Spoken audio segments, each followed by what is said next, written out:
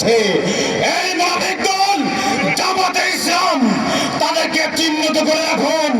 প্রতিটি ঘরে ঘরে, প্রতিটি মহল্লায় মহল্লায় তাদেরকে চিনে রাখুন।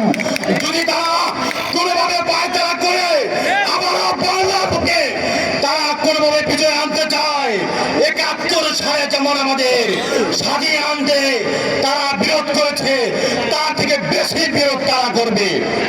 প্রিয় সংগ্রামী ভাইরা, আমি আপনাদের বলতে চাই, যারা ইসলাম নাম খেতাব দিয়ে বাংলার বুকে তারা বলছে রোজা এবং পূজা এ পিঠ আর ও পিঠ, তাদের কি মনে আছে? যদি ইমান না থাকে তারা তাদের লোকের মধ্যে ইসলাম ব্যবহার করে কিভাবে? তারা বলে দাড়িপাল্লায় ভোট না দিলে ইমান থাকবে না।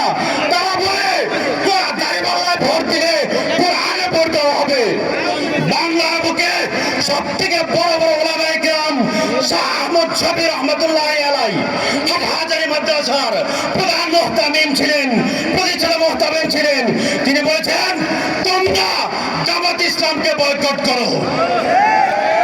বাংলার বুকে সব থেকে মাদারিস, উন্নততম মাদারিস বাইতুল মুকাররমের ইমাম ও খতিব মুফতি আব্দুল মালিক সাহেব বলেছেন, তোমরা দেখবে যারা ইসলামকে নিয়ে ছিনিমিনি খেলে ইঙ্গিত দিয়েছেন জামাতে ইসলামকে তোমরা বয়কট করো।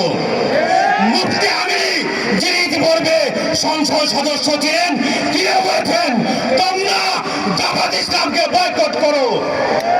আমি আপনাদের বলতে চাই, আগামী 12 তারিখে নির্বাচনে যে কোনো মূল্যে জামাত ইসলামকে বয়কট করুন। আমি আপনাদের বলতে চাই, শুধু জামাত ইসলামকে নির্বাচনের মাধ্যমে নয়, তাদেরকে যেহেতু ইসলাম নিয়ে ছিনিমিনি খেলছে, ইসলামের বিরুদ্ধে কথা বলছে, এই জন্য আমি বলতে চাই তাদেরকে বাংলার বুকে কোনো প্রকার জায়গা দেওয়া হবে না।